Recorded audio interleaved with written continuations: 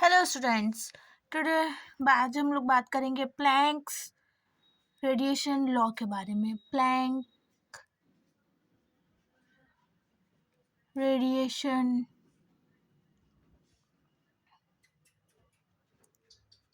Law, ठीक है। हम सबको पता है जिसकी इक्वेशन क्या निकल के आती है।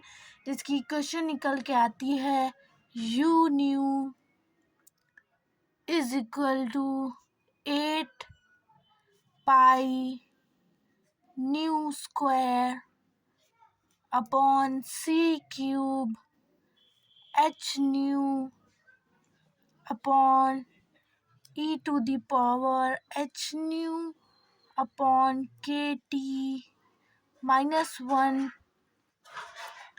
Okay, this is our Planck's radiation law. देख लीजिए आप लोग, आई एम सॉरी आप लोग को दिख नहीं रहा था। 8 pi nu square upon c cube h nu upon e to the power h nu upon k T minus 1, जहाँ पे हर एक स्पेसिफिक, जैसे कि न्यू हो गया, सी हो गया, एच के, सबका अपना अपना मीनिंग है, जो कि मैं आपको भी बताऊंगी, ठीक है। तो ये कहानी शुरू कैसे होती है? प्लैंक्स रेडिएशन लॉ डायरेक्ट जो है आ गया, मैं ऐसे नहीं बताने वाली, आपको बस डेरिवेशन ही कराना है। मैंने पूरी कहानी बतानी है कि प्लैंक्स रेडिएशन लॉ आया कैसे। जैसे कि एक बल्ब होता है, हम लोग उसको वो 240 वोल्ट के लिए, लेट्स इमेजिन वो बना हुआ है 240 वोल्ट पे। जब हम लोग 240 वोल्टेज उसको देते हैं तो वो हमको वाइट लाइट जो है एमिट करके देता है, यानी कि वाइट कलर में वो जलता है। लेकिन जब हम लोग 240 वोल्ट से कम उसको देते हैं तो फिर हम लोग देखते हैं कि उसमें कोई हमको कलर नहीं दिखाई दे रहा। फिर जैसे जैसे वोल्टेज इंक्रीज करते हैं हमें अलग अलग कलर्स शो होते हैं, और फिर और इंक्रीज करते हैं डायरेक्ट, तो वो जाके 240 पे रुक जाता है। इस तरीके की कुछ कहानी होती है। तो ये क्या है, ये हमने देखा कि जैसे हम जो है वोल्टेज को इंक्रीज करते जा रहे हैं, यानी कि टेम्परेचर को, फिलामेंट का टेम्परेचर इंक्रीज होता जा रहा है, वैसे वैसे क्या हो रहा है, अलग अलग वेवलेंथ के रेडिएशंस जो है वो एमिट हो रहे हैं। अलग अलग वेवलेंथ के जो बल्ब होता है हमारे पास, देखिए इस तरीके का कुछ बल्ब होता है, और ये बल्ब का कुछ फिलामेंट टाइप का होता है, ठीक है। तो इस फिलामेंट की बात कर रहे हैं हम। इसका कलर चेंज होता है, कलर जो है वेवलेंथ से रिलेटेड होता है, ठीक है।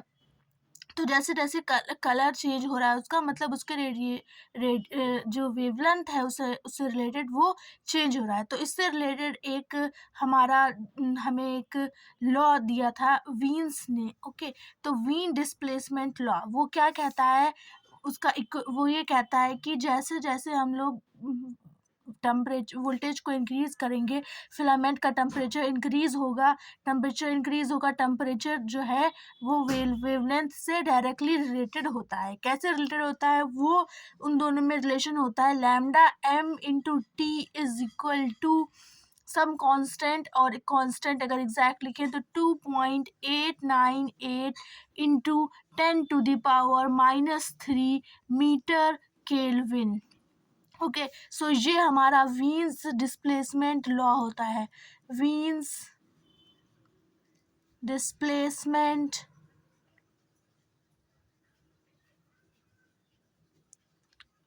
डिस्प्लेसमेंट लॉ होता है ये हमारा। और ठीक है, तो इससे हमको ये पता चलता है, जैसे हम आपको ग्राफ के थ्रू बताने की कोशिश करते हैं। जैसे हमारे पास लेट्स से ये ग्राफ है, ठीक है, और ये हमारे पास 400 नैनोमीटर, 400, और एंड दिस इज 700 नैनोमीटर, 700, ठीक है। तो ये हमने क्या बनाया है, ये हमने वेवलेंथ इधर वाली एक्सेस पे हम शो कर रहे हैं वेवलेंथ, वो भी नैनोमीटर में, ओके, नैनोमीटर में हम शो कर रहे हैं। तो पहले क्या होता है, जब हमारा बल्ब को हम कम वोल्टेज देते हैं तो कुछ ग्राफ हमारा इस टाइप का रहा होता है, कुछ ऐसे रेडिएशंस एमिट होते हैं जो कि हमारे विजिबल स्पेक्ट्रम में लाई नहीं करते, उसके T1 लेट से। उसके बाद हम वोल्टेज को थोड़ा सा इंक्रीज करते हैं, फिलामेंट का टेम्परेचर इंक्रीज होता है, तो फिर कुछ ग्राफ जो है वो कुछ लेट से इस टाइप का बन जाता है। ग्राफ इस टाइप का बन जाता है, मतलब अब देखिए T2 टेम्परेचर पर क्या हो रहा है कि हमारा जो रेडिएशंस है वो विजिबल रेंज में आ गए। तो अब हमको रेड कलर का वो फिलामेंट चमकता हुआ दिखाई देता है। और जैसे ही हम लोग टेम्परेचर इंक्रीज करते हैं, लेट्स से T3 हमने और टेम्परेचर इंक्रीज कर दिया, तो फिर हमें कुछ इस तरीके का लेट्स से ग्राफ मिलता है। ठीक है, तो ये क्या है, और T3 टेम्परेचर का ग्राफ है। ठीक है, इसमें क्या है कि पूरा पूरा विजिबल रेंज में आ गया 400 to 700, तो हमें वाइट लाइट देखने को मिलती है।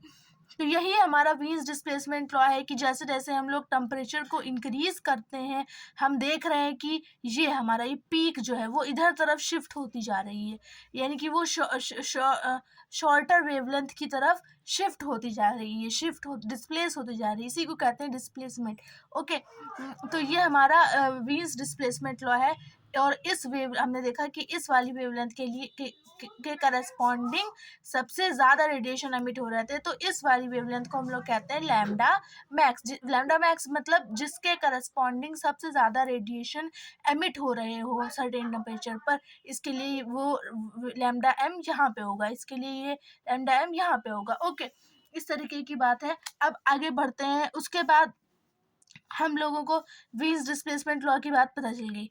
अब हम लोग बात करेंगे एक और लॉ की जो कि बहुत इंपॉर्टेंट है, वो है कि टेम्परेचर किस टेम्परेचर पर कितनी एनर्जी एमिट होगी। ओके, तो जैसे कि उसके लिए लेट्स से एनर्जी को हम यू से शो करते हैं, तो u is directly proportional to the fourth power of temperature.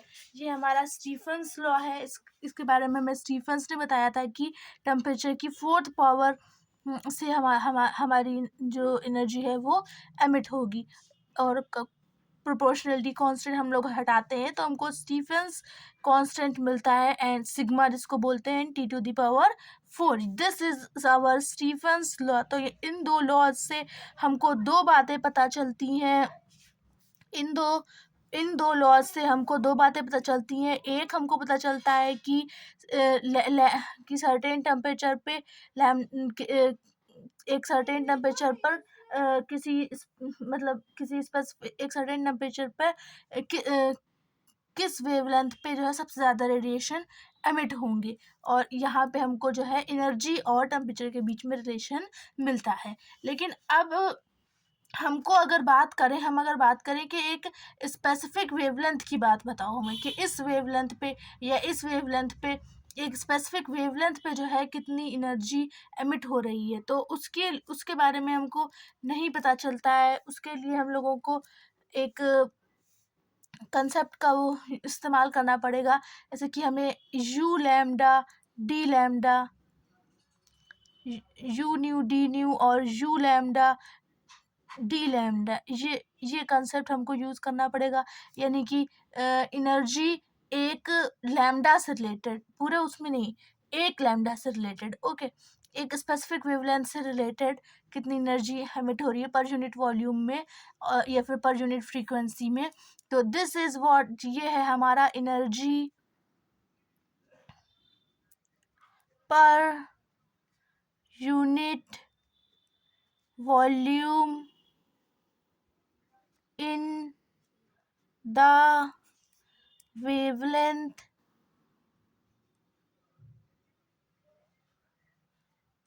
range lambda to lambda plus d lambda।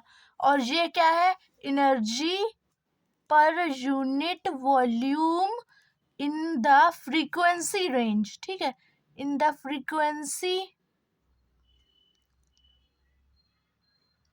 Frequency range nu to nu plus d nu. Okay, ये बात हो गई। तो बहुत सारे उस समय सबने एक्सपेरिमेंट की, वो मतलब कोशिश में लग गए सारे साइंटिस्ट उस समय जो थे।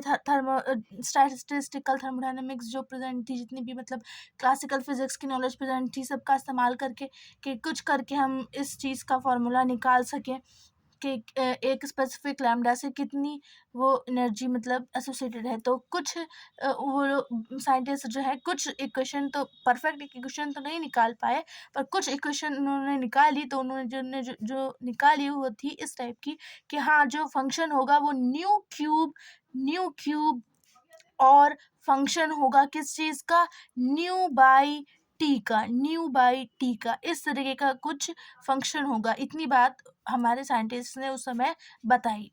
उसके बाद में जो है क्या होता है कि हमारे पास वीन जो होते हैं वो भी कोशिश करते हैं और कोशिश करते हैं। तो उसके बाद में हमारे पास आता है वीन रेडिएशन लॉ। इसके बारे में मैं आपको थोड़ा सा बताती हूँ। वीन रेडिएशन लॉ ये क्या है कि वीन ने भी और बहुत अपना दिमाग लगाया और जो है उन्होंने कुछ इक्वेशन जो दी कि उन्होंने कहा कि एक स्पेसिफिक न्यू से रिलेटेड जो एनर्जी होगी वो इस टाइप से होगी कुछ, कि ए उसमें होगा हमारे पास, ठीक है, ए होगा हमारे पास और एक ए लेट्स से मतलब स्पेसिफिक एक कांस्टेंट है कोई, और न्यू क्यूब होगा और क्या होगा e⁻⁻b अपॉन के टी। तो ये जो वीन ने अपनी थ्योरी लगा के जो भी मतलब एक्सप्रेशन दिया उसके, है ना, उस तो ये इक्वेशन जो है हमारे एक्सपेरिमेंट को थोड़ा थोड़ा तो सेटिस्फाई करता है। जैसे कि जब न्यू की वैल्यू छोटी होगी, बहुत छोटी होगी, तो ये 1 देगा हमें और ये न्यू क्यूब हो जाएगा। जब न्यू की वैल्यू छोटी होगी तो फिर हमें एक्सपोनेंशियल ऐसे ग्राफ मिलेगा, और जब न्यू की वैल्यू बड़ी होगी तो फिर हमें इस तरीके का ग्राफ मिलेगा। तो ये मतलब किनारों पे तो सही जाता है बट पूरी तरीके से सही नहीं है। तो आगे भी कोशिशें चलती रही। उसके बाद में हमारे पास आते हैं रेली जीन्स लॉ।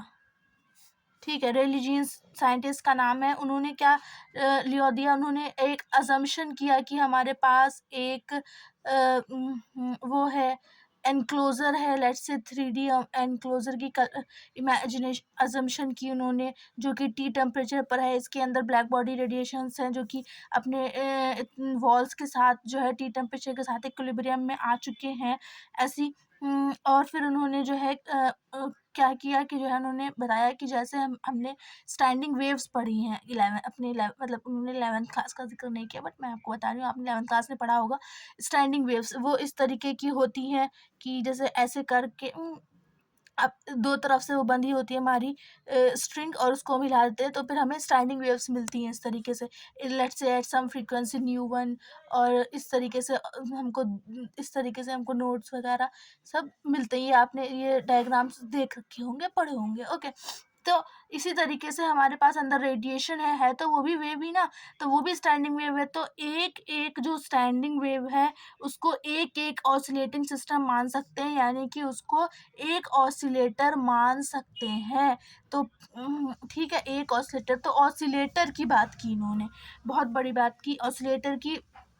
और जो है इस तरीके से ऑसिलेटर की बात की और उन्होंने कहा कि जो है इस तरीके से बहुत सारे ऑसिलेटर इसमें प्रेजेंट हैं, बहुत सारी स्टैंडिंग वेव्स हैं, बहुत सारे ऑसिलेटर्स हैं।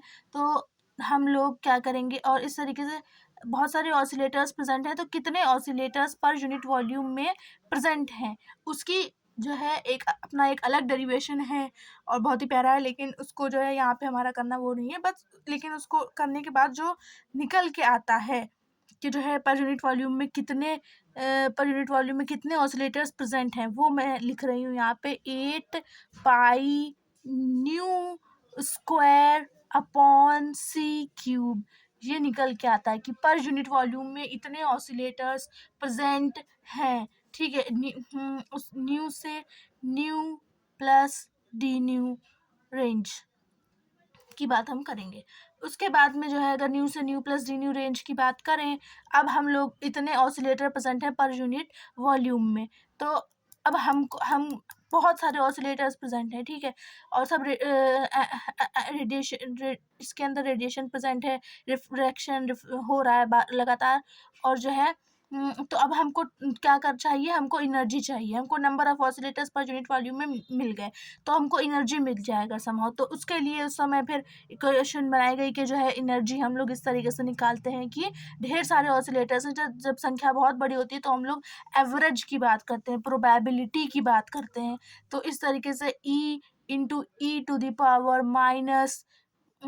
ई upon k T d E और हम इसमें अपना इंटीग्रेशन लगाएंगे 0 to infinity upon integration 0 to infinity e to the power minus e upon k T d E. ठीक है, एनर्जी के रिस्पेक्ट में हम लोग डिफरेंट इसको इंटीग्रेट कर रहे हैं, तो हमको इससे एवरेज एनर्जी मिल जाएगी। और जो एवरेज एनर्जी हमको इसको सॉल्व करने के बाद मिलती है, सॉल्व करना ज़रूरी नहीं है, समझना ज़रूरी है।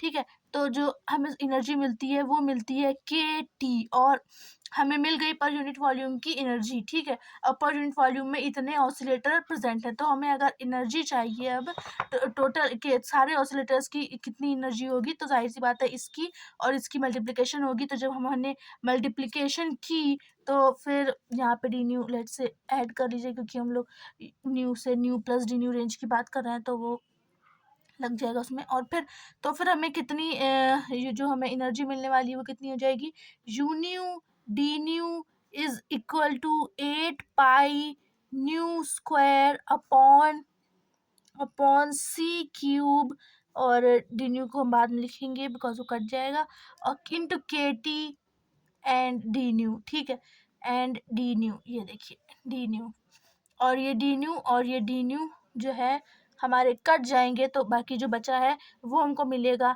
लेकिन ध्यान से देखने वाली बात है कि u new is equal to what आ रहा है न्यू स्क्वायर, यानी कि न्यू फ्रीक्वेंसी जैसे जैसे बढ़ती जाएगी वैसे वैसे हमारा ग्राफ बस बढ़ता ही चला जाएगा।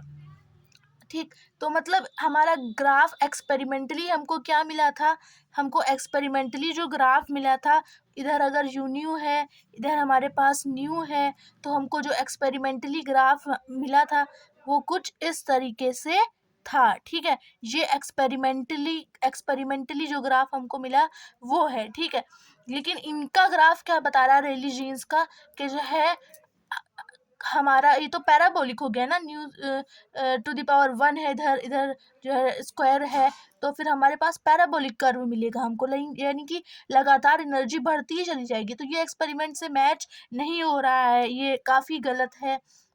तो इसको भी फिर जो है मतलब लोगों ने और अभी कोशिश जारी रखी। तो इसके बाद हमारे पास आते हैं प्लैंक्स। ठीक है, हमारे पास आते हैं मैक्सवेल प्लैंक्स, और उन्होंने क्या किया मैं आपको बताती हूँ। उन्होंने क्या किया, मैक्सवेल प्लैंक्स ने बहुत बड़ा ही इसमें जो है अजम्पशन कर डाला एक तरीके से। देखते हैं, उन्होंने कहा कि जो है, थोड़ा इस पेज पे आ जाते हैं वापस से। उन्होंने कहा कि जो हम लोग मान रहे हैं यहाँ पर कि जो एनर्जी एमिट हो रही है वो लगातार 0 से लेकर न्यू तक कंटिन्यूअसली एमिट हो रही है। तो ऐसे नहीं हम लोगों को मान के चलना है, हमको ऐसे मान के चलना है कि एनर्जी जो है वो जो यहाँ पे जो रेडिएशंस हैं जो न्यू, वो कंटिन्यूअसली नहीं बल्कि डिस्क्रीट वे में एमिट हो रहे हैं।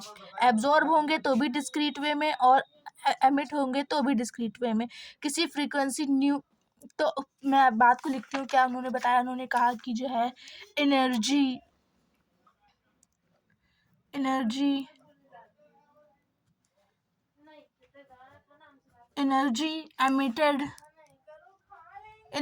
एमिटेड और एब्जॉर्ब्ड इन रेडिएशन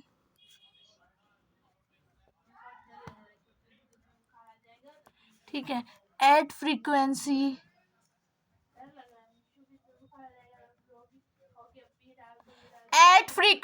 न्यू जो है वो कितनी होगी, NH न्यू होगी। तो मैक्स प्लैंक ने बताया एनर्जी एमिटेड और absorbed in radiation at frequency nu जो होगी वो NH न्यू होगी, यानी कि किसी मल्टीपल H का मल्टीपल होगी फ्रीक्वेंसी और फिर उसका इंटीग्रल मल्टीपल। N जो है यहाँ पे हमारा इंटीजर्स हो सकते हैं 1 2 3 अप टू इन्फिनिटी, यानी कि या तो H न्यू एनर्जी एब्जॉर्ब या एमिट होगी, या फिर 2H न्यू और 3H न्यू, बीच में कहीं नहीं होगी, जहाँ पे H जो है हमारा जैसे प्लैंक्स कांस्टेंट भी कहते हैं, और आप कह सकते हैं कि ये यूनिवर्सल यूनिवर्सल कांस्टेंट है, क्योंकि सब जगह इसकी वैल्यू सही सेम रहती है। उसके बाद में उन्होंने जब बताया कि जो है, तो फिर ज़ाहिर सी बात है, जब हमें एवरेज एनर्जी निकालनी है तो फिर हम लोग, जैसे हमने पहले जो है क्या किया था, पहले हमने इंटीग्रेशन का यूज़ किया था, क्योंकि वो कंटिन्यूअस मान के चल रहे थे। लेकिन इस बार हम लोगों को कंटिन्यूअस नहीं मानना है। उन्होंने बताया है कि वो पैकेट्स, जिसे कि उन्होंने वर्ड स्पेसिफिकली यूज़ किया था, फोटोन फोटोन का यूज़ किया था, कि जैसे कि पैकेट्स के रूप में जो है न्यू फ्रीक्वेंसी की एनर्जी एमिट होगी और जो है एब्जॉर्ब होगी। तो हम लोग इंटीग्रेशन का यूज़ नहीं कर सकते, सब कुछ सेम रहेगा, बट इंटीग्रेशन नहीं लगेगा, बिकॉज इंटीग्रेशन इज़ कंटिन्यूअस, और हम लोग यहाँ पे समेशन का यूज़ करेंगे। तो देखिए कैसे हम लोग जो है एवरेज एनर्जी निकालने के लिए यूज़ करते हैं। एवरेज एनर्जी के लिए ये हमने लगाया। उसके बाद में हमने क्या किया था कि सब कुछ सही है।